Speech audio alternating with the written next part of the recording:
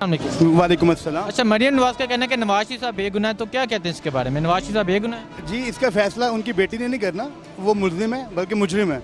इसका फैसला पाकिस्तान की अदालतों ने करना है। आप क्या कहते हैं, नवाज शरीफ साहब बेगुनाह या नहीं?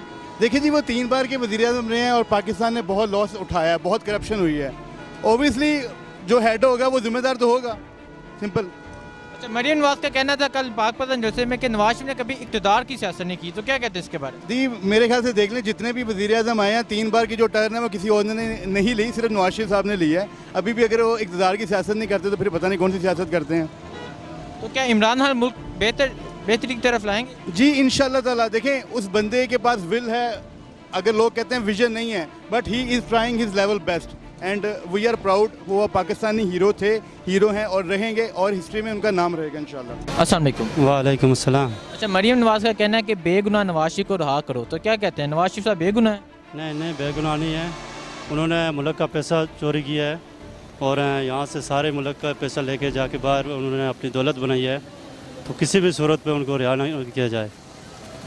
अच्छा, मरियम नवाज तो कहती है कि हमने कोई पैसा नहीं लूटा, ये हमने काम किए हैं, हमने मुल्क संवारा है। कोई मुल्क नहीं संवारा, मुल्क तो आपके सामने है जो मुल्क की हालात हैं।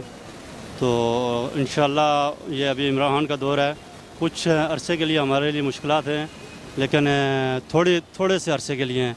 उसके बाद इंशाल्लाह पाकिस्तान मुल्क टॉप ऑफ द लिस्ट में आ जाएगा इंशाल्लाह। अच्छा, मरियम नवाज का कहना है कि नवाज शरीफ ने कभी इक़्तिदार की सियासत नहीं की, अपनी हुकूमत के लिए कभी कुछ नहीं किया, अवाम के लिए किया सब कुछ। भाईजान है, मैं अरसा 5-6 साल रह के आया हूँ सऊदीया में। वहाँ पे जो इसकी फैक्ट्री है, वहाँ पे सारे इंडियन और बंगाली हैं, कोई भी आपको पाकिस्तानी नहीं मिलेगा। सबसे पहले तो आप वो देखें कि अगर नवाज शरीफ पाकिस्तानी के बारे में सोचता होता तो ज़रूर वहाँ पे सारे पाकिस्तानी होते जो बेरोज़गार यहाँ पे घूम रहे हैं, सऊदीया में घूम रहे हैं। मैं मक्का मुकर्रमा में रह के आया हूँ, वहाँ पे सारे पाकिस्तानी बेरोज़गार हैं। कोई रेहड़ियाँ चला रहे हैं, लोगों को उम्रा करवा रहे हैं, कोई कुछ कर रहे हैं, लेकिन वहाँ पे उस फैक्ट्री में पाकिस्तानी किसी के लिए जगह नहीं है। तो ये इससे आप अंदाज़ा कर सकते हैं कि नवाज शरीफ ने क्या किया मुल्क के लिए। कुछ भी नहीं किया। आज दिन तक वो जिस मुल्क में गया, अपने बच्चों के बारे में बात की, अपने कारोबार के लिए बात की, कभी पाकिस्तान के लिए बात नहीं की। आपके सामने इमरान खान साहब गए, उन्होंने गरीब पाकिस्तानियों के लिए बात की, कितने वहाँ पे कैदी रिहा किए। तो इससे बड़ी क्या चीज़ है? कोई चीज़ नहीं है। इमरान खान अपने अवाम के बारे में सोचता है और जहाँ भी जाता है आज़ाद कश्मीर, मकबूजा कश्मीर, अपने इन गरीब भाइयों को नहीं भूलता। तो हमारे लिए सबसे बड़ी चीज़ यही है। किस बात का बेगुनाह है? वो चोर है, उसने मिलक लूटा हुआ है, हमें अवाम का लूटा हुआ है। वो कैसे वो कहते हैं रिहा करो? मैं कहता हूँ उसको फांसी होनी चाहिए। तो क्या नवाज शरीफ साहब मुल्क के लिए बेहतर नहीं थे, काम वगैरह नहीं? ये सब देखो, मोटरवे उसने बनाया, वो गरीबी पड़ा हुआ। अपनी मिलें फैक्ट्रियाँ बनाई, बेटों को उसने करोड़ोंपति किया, अरबोंपति किया। अवाम के लिए क्या सोचा है? ठीक है, उसके बाद ये मोटरवे बनाया, क्या नाम, मेट्रो बनाई है, ये गिरवी पड़ा हुआ। हम कैसे कहें उसको छोड़ दो? हम कहते हैं उसको फांसी होनी चाहिए। अच्छा, क्या उन्हें अभी जो मुश्किलात हैं ये किसकी वजह से, नवाज शरीफ की वजह से, इमरान खान की वजह से? ये जरदारी नवाज शरीफ जितना अरसे इन्होंने लगाया ना, सब मिलक लूटा है। अभी ये आया, ये सही इंसान है और ये इंशाअल्लाह पाकिस्तान बनेगा। ये बेहतर आदमी है, बेहतरी आएगी इंशाअल्लाह, अल्लाह के हुक्म से आएगी। ठीक है। अच्छा, मरियम नवाज का कहना है कि नवाज शरीफ ने कभी इक़्तिदार की सियासत नहीं की, क्या कहते हैं इसके बारे में? किसने? नवाज शरीफ ने इक़्तिदार की सियासत नहीं की, हुकूमत बनाने के लिए कभी सियासत नहीं की, अवाम की सियासत की है। लिए अवाम के लिए क्या बनाया उसने? क्या बनाया क्या अवाम के लिए? मुझे ये बताएं। इस टाइम हम लोग सब कर्जे में डूबे हुए हैं, मिल्क कर्जे में डूबा हुआ। क्या किया नवाज शरीफ ने? इस बात का वो जवाब दे ना मरियम नवाज। ये कर्जा इस टाइम में इतना क्यों मिले? क्यों इमरान खान ने लिया? ये अवाम ने लिए। अवाम तो टैक्स हर चीज़ का देती है, क्यों लूट रहे हैं पाकिस्तान? किस वजह से? वो पाकिस्तान में नहीं रहते, उनके सर में दर्द हो तो बाहर चले जाते हैं। ये जो अवाम है गरीब, ये क्या करेगी? ये किधर जाएगी? इसने किधर जाना है? उसने ये अगर अवाम के लिए नहीं किया तो किसके लिए किया? बेटों को बाहर महल बना के दे दिए। ये बाकी अवाम नहीं है? ये पाकिस्तानी नहीं है? वो इंडिया वालों को साथ देता है, पाकिस्तानी नहीं है? तो क्या नवाज शरीफ के दौर में खुशहाल नहीं था? नहीं जी, बिल्कुल खुशहाल नहीं था। उसने सब कुछ डुबो के चला गया कर्जे में। हम लोग डूबे हुए हैं इस टाइम। ठीक है, हम लोग डूबे हुए हैं। ये निकलते निकलते हमारा टाइम लगेगा। निकल जाएंगे आप? इंशाअल्लाह इंशाअल्लाह अल्लाह के हुक्म से निकलेंगे। हमारा हुक्मरान ठीक है, इंशाअल्लाह हम निकलेंगे अल्लाह के हुक्म से। बताया लोगों को अवेयरनेस में गाइडलाइन में ले किया है कि यार हेलमेट ज़रूरी है, हेलमेट पहन के चलाएं। ठीक है, एक दफ़ा दो दफ़ा लोगों का चलान हुआ। Majority of cases you see on the road the people wear helmets when they ride bike. बहुत से लोग होंगे जो आप देखेंगे बाइक चलाने से पहले हेलमेट पहन के राइड कर रहे होंगे। क्यों? फ़ाइन हो जाएगा। हेलमेट की 200 300 400 का हेलमेट है, 1000 रुपये का फ़ाइन है। ये स्ट्रिक्टनेस है तो है। अब म्यूचुअल शेयरिंग, म्यूचुअल कम्युनिकेशन देखेंगे, म्यूचुअल रिलेशनशिप देखेंगे फॉरेन कंट्रीज़ के साथ, तो वो भी बेस्ट है। ठीक है। अच्छा, IMF ने कर्जा नहीं दिया, ठीक है, लेकिन सबसे ज़्यादा हमारी किसी पॉलिटिशियन के बीच में, पॉलिटिक्स के बीच में, किसी हुकूमत के बीच में, ठीक है, किसी रियासत के बीच में कभी आप लोगों पे पैसे लगाने के बजाय अपनी आर्मी को स्ट्रॉन्ग करो। कल को आने वाले टाइम में फॉर एग्जांपल इफ़ कोई भी दूसरा नेबरहुड कंट्री है अगर आपके साथ कोलैबोरेशन करता है, in a case of fighting sense में आपके साथ बोलता है, लड़ता है, तो आपकी आर्मी इतनी स्ट्रॉन्ग होनी चाहिए कि अगला ये सोच समझने से पहले कि यार क्या है। अच्छा, हासिफ रिजंजो जो अभी चेयरमैन सेनेट हारे हैं, अपने हारने के बाद उन्होंने ISI पे इल्ज़ाम लगाया कि मुझे हराने वाली ISI है, तो क्या कहते हैं? गलत है, उसने गलत बोला, उसने इस सेंस में गलत बोला। ISI का क्या काम? ISI तो एक सीक्रेट एजेंसी है, पाकिस्तान को सपोर्ट करती है। पाकिस्तान के बहुत से मामले होते हैं जो ISI तक जाके आते हैं, वहाँ पे ख़त्म हो जाते हैं, और बहुत सी चीज़ें जो बाहर आने से आते आते पहले रुक जाती हैं। ठीक है, बहुत से मामले वो उनकी एजेंसी का एक अलग काम है, इनकी अलग काम है।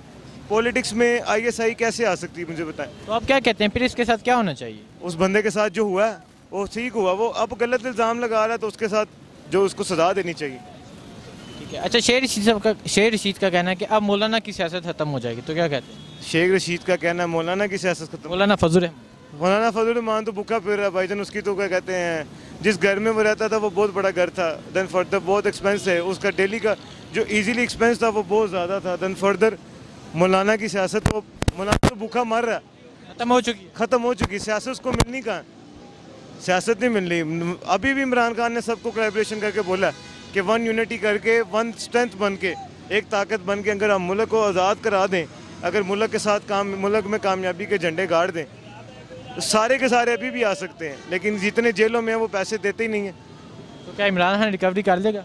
इमरान खान रिकवरी कर लेगा, जितना वो 22 years before he start their journey, और 22 साल बाद अगर वो वज़ीर आज़म की कुर्सी में बैठ सकता है ना, तो 22 साल पहले चोरों को भी उठा कर लेके चला गया, तो उनमें से उनसे पैसे भी ले सकता। शुक्रिया sir, thank you so much. अस्सलाम वालेकुम।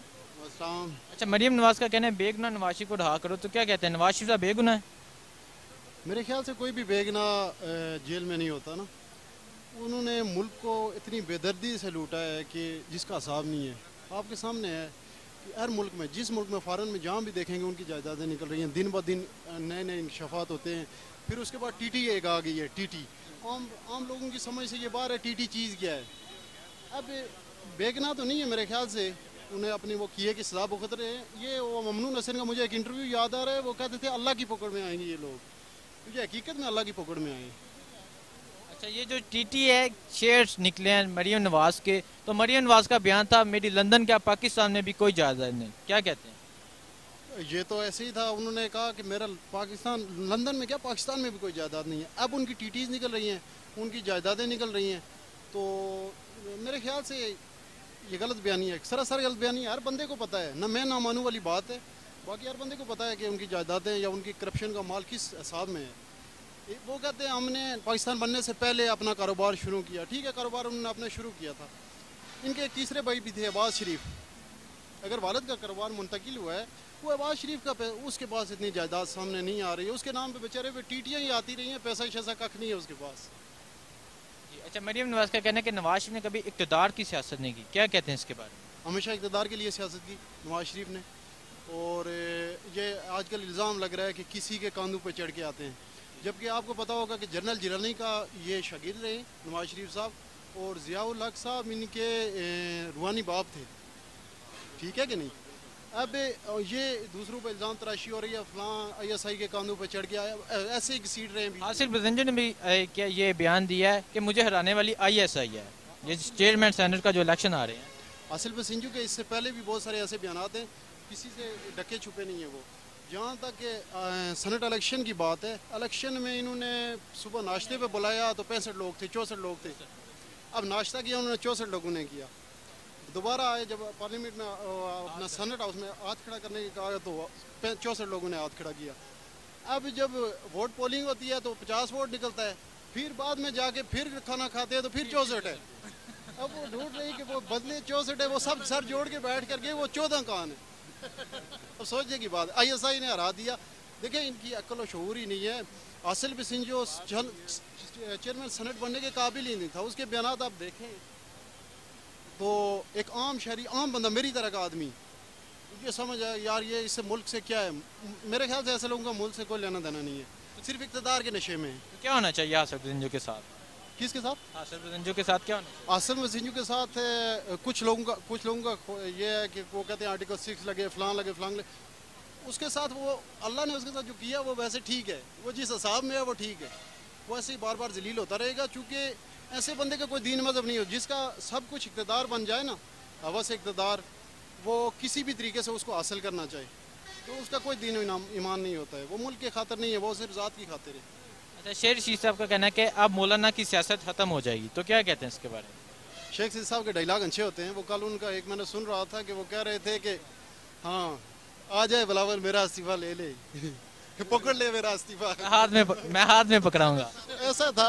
वो उनकी बात को इतनी सीरियस नहीं लिया करें, वो ज़्यादातर उनके मज़ाहिया अंदाज में होते हैं वो, और उनकी प्रोडक्शन भी कम ही वो होती हैं।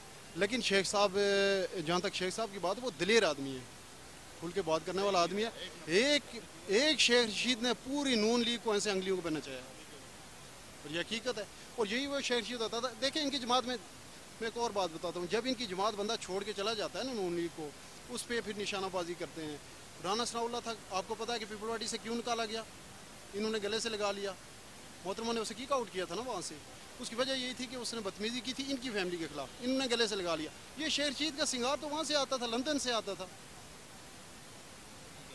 तो क्या आप कहते हैं मुल्क के हालात बेहतर होंगे? इंशाल्लाह होंगे, थोड़ा वेट करना पड़ेगा। देखें 50, 55, 70 साल से जो कचरा जमा हुआ है, जो पेट्रोल को छोड़ा एक तरफ रखें, जो चीज़ें देखें 50-55 साल का कचरा 1 मिनट या 1 साल में साफ़ नहीं हो सकता, थोड़ा टाइम लगेगा। इसी तरह अगर चलता रहा काम तो इंशाल्लाह हालात बेहतर होंगे। शुक्रिया सर। Most welcome.